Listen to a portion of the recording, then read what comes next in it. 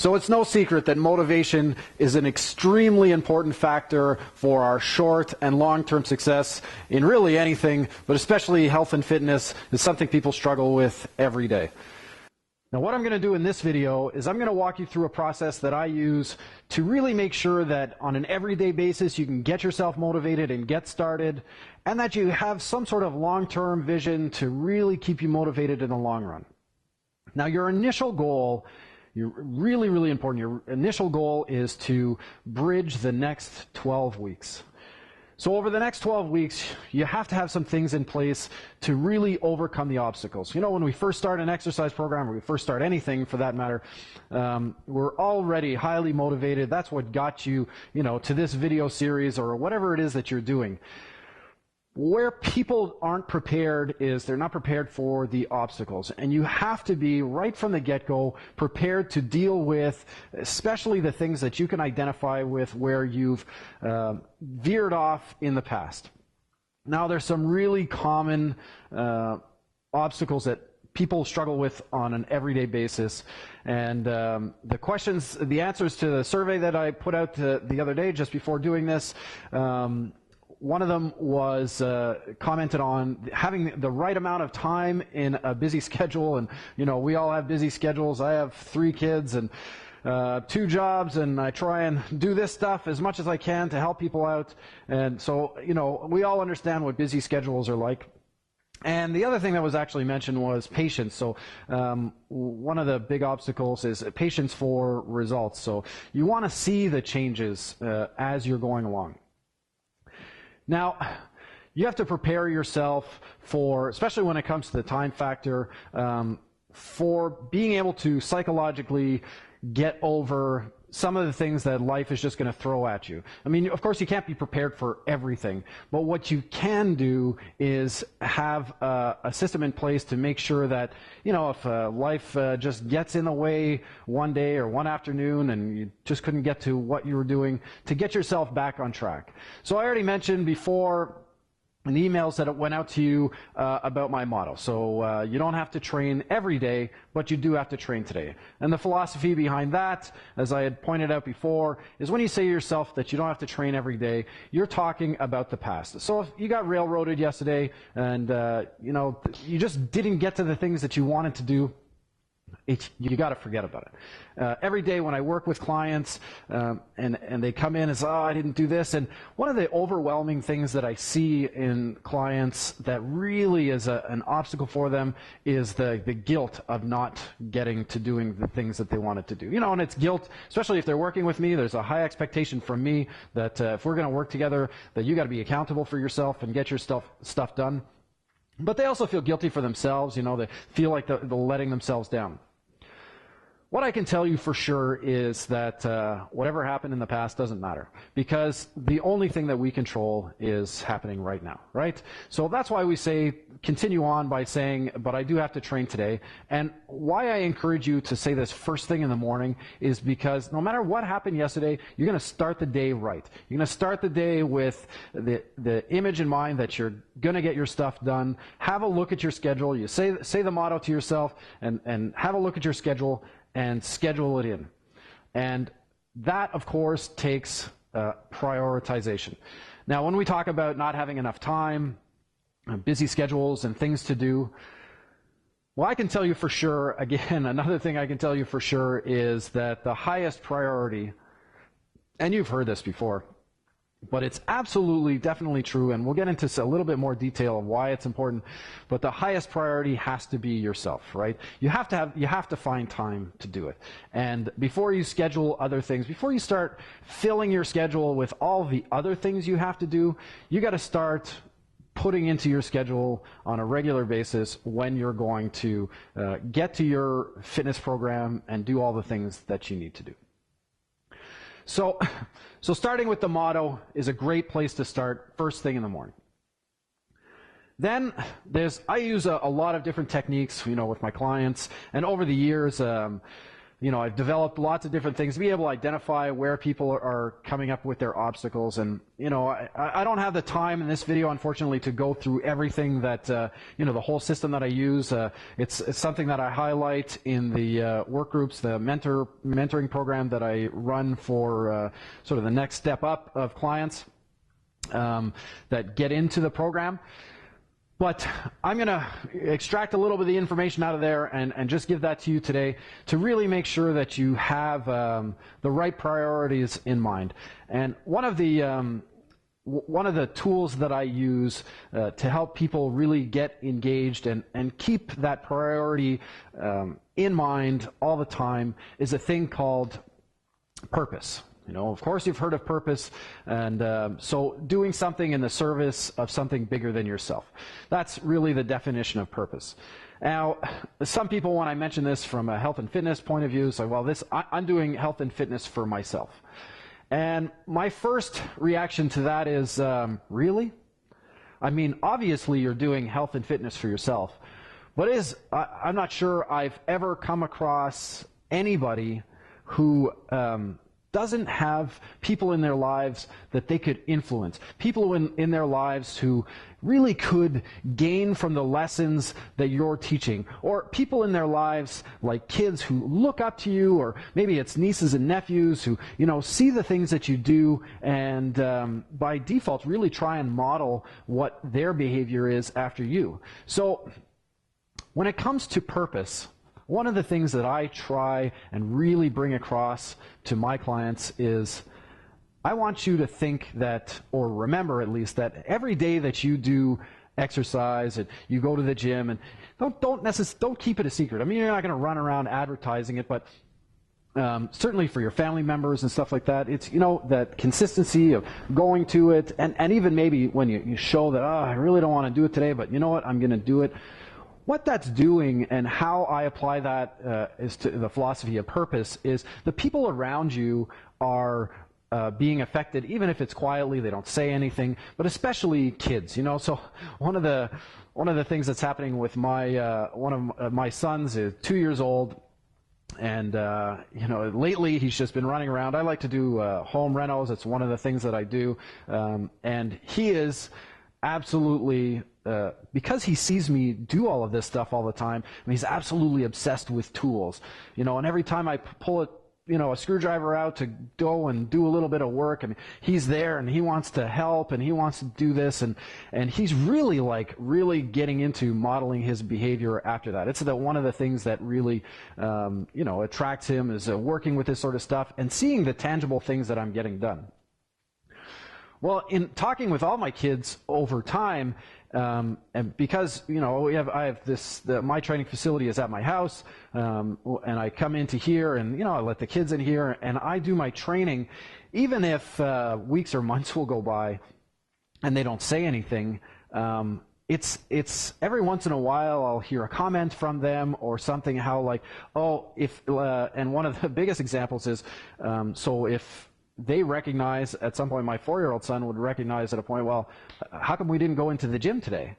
And even at that age, he's starting to recognize that, that this is an important habit and it's fun, and it's, even if he doesn't link it to the health factors or anything like that, but certainly my 11-year-old daughter is starting to link all of that together and say okay, these habits that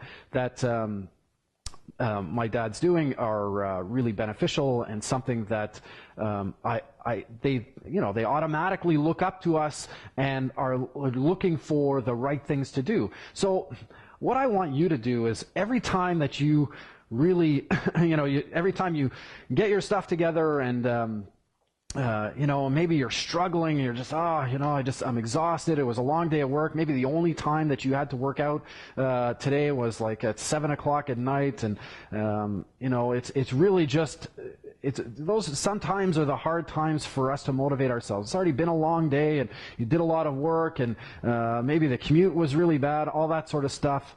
So you need something to really carry you from, that's sitting and thinking about it to really getting it done.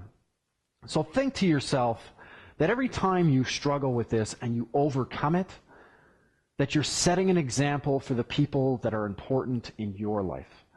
And they're watching you not just for the habit of doing it, but when you talk to them later, maybe they have something that they're struggling with to overcome. Yeah, remember that time that, you've seen me when times that I really haven't wanted to go to the gym or work out or go for a run, but, I pull myself together and I do it because it's important to do.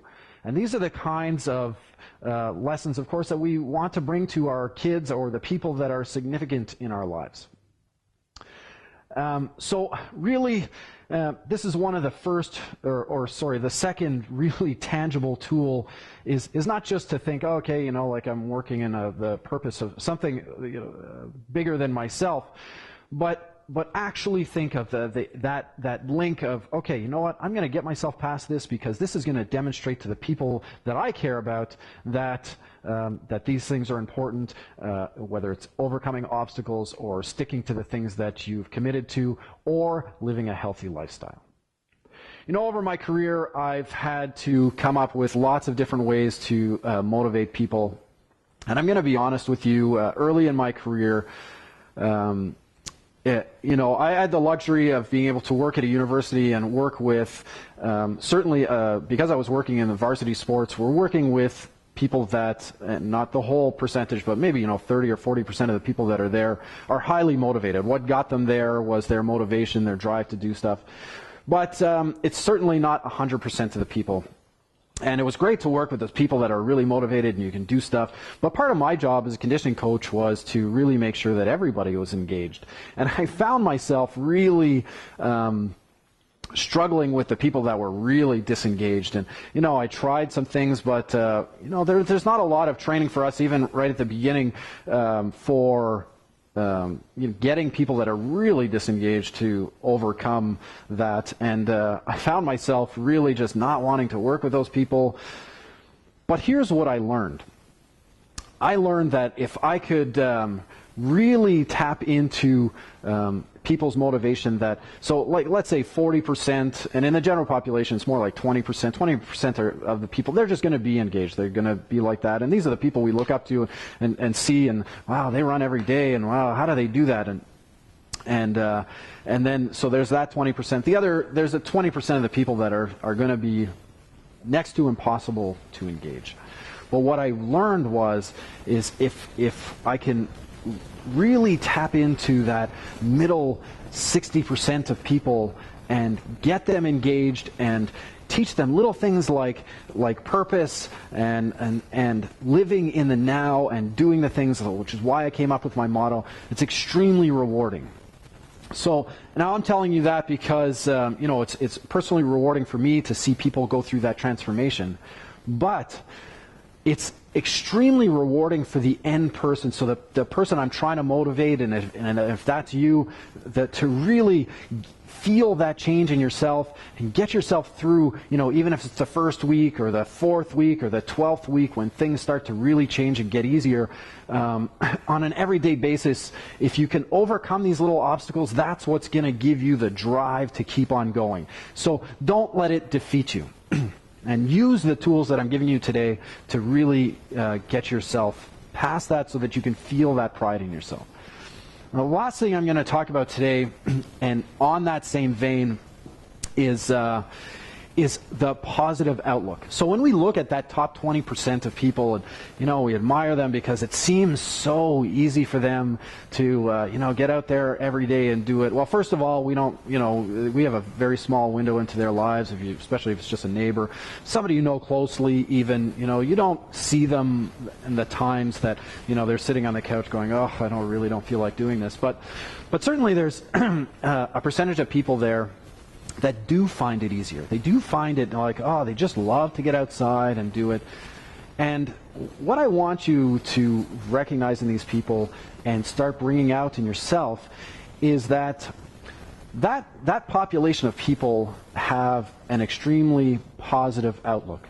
So they prioritize a healthy lifestyle. They tend to be a little bit happier. Because, and maybe early on, and if you have a chance to maybe talk to somebody who's highly, driven and seems to live this relaxed lifestyle and exercises and seems to fit everything in, despite the fact that they have 4 kids and a full-time job and are driving all over the place. If you talk to them, I'll bet that there was a point in their life that is maybe where you are, where they did struggle with it. But changing the attitude and really changing your outlook on not just yourself, being proud of yourself, but your sort of the general outlook for the community around you, and identifying with the healthy lifestyle community. That positive outlook, if you can harness that on an everyday basis and wake up in the mornings and just generally feel more positive, then this whole entire process is going to be easier for you. Think back to those days where everything just seemed easy. Like work was great, and I managed to get my workout in, and I accomplished this, and I got there, and everybody was happy, and if you're in sales, you sold this, and your client came in and expressed how happy they were. And if you look at that entire day probably started, or maybe even was triggered at some point, with a paradigm shift in your head to get you to see things in a little bit more of a positive light. Now, one of the things that I learned about adopting a positive outlook, I learned from a guy named Shawn Achor, who he's a behavioral psychologist, and they've done a bunch of research on it. And one of the things that I really liked that what he did is to his whole goal is to get the world to be more positive. And they've done a bunch of research on how the positive outlook thing really changes people's lives. One of the things that they talked about is that people in highly stressful work conditions make decisions 19% faster and are 19% more accurate when they have a positive outlook. Now, he has this program, it's a great program. I mean, look him up. He has a thing on TED Talks if you're into those things, or you just go to Shawn Achor. You'll find his website. He has a program for it. But one of the things that I really like that he does is at the end of every day, he encourages people to write down 3 new positive things that come to your head, and every day you do that, write down 3 positive things. They can't be the same as what you wrote down the day before, but 3 new positive things, and you do this for a 21-day period. Now, in that 21-day period, what they find is if you can do this consistently, you'll consistently change your outlook, and when you negotiate your way through life, commuting and work and all these things, that instead of seeing, and we're sort of conditioned with the mass media of seeing the negative things, oh, this guy did this and that girl did that or whatever, what ends up changing in you when you are consistently getting yourself to view things positively and writing them down is you start picking out the things that are positive around you just by default, because you've now trained your mind to look for those positive things instead of what the mass media is constantly trying to bring to us is all the negative things. So the takeaway from this video, and what I really want you to implement today, you've got from the first video, you got yourself started, you know what you're going to start with, I want you to implement these 3 things. So the first thing is I really want you to say that motto every morning when you wake up. I don't have to train every day, but I do have to train today. Look at your schedule, fit it in if you haven't already done that, and build your life around that workout and make sure that you get to it. The other thing I want you to implement is really identifying the people around you in your life that and maybe if it's just one person, if you could just pick one person and maybe take a picture and put it on your phone or somewhere where you're going to see it often, a person that you could unconsciously effect by, showing consistency. Somebody who you can really inspire, or somebody who's really close to you that you want to really model behavior for, so that anytime you are struggling, you're getting close to the time, you're looking, I got to work out soon, I really don't feel like it, then pull up that picture. Pull up that picture and remember that every time you engage in this, that it's in the purpose of not just your own health, which is extremely important, but you're modeling a behavior for somebody who's close to you, somebody who's important to you. The last thing I want you to do is I want you to take Sean's part of Sean's program, and if you want to go have a look at it too and implement all of the stuff that he's doing, that would be amazing. But at the very least, at the end of every day, for a 21-day period, just write down 3 positive things that you noticed today, or that in the last few days, and make sure they're new every day, so we can start to change your outlook. And really, and even if you're already, if you feel like, well, I'm not a negative person, and I'm not a negative person either, but this exercise, I actually do it on a more continuous basis, because I find it's just, those inspirational stories. Yeah, I saw this really cool inspirational story today, and I write it down, and in writing it down, it really locks it into my head and keeps me, positive, and helps to change, when I'm not feeling so positive. I think back to some of those things. Maybe I have a look at the list. Oh yeah, that was really cool, and so that I can keep myself in that positive outlook, and it helps me feel proud of myself. It'll help you feel proud of yourself, and you should believe in yourself.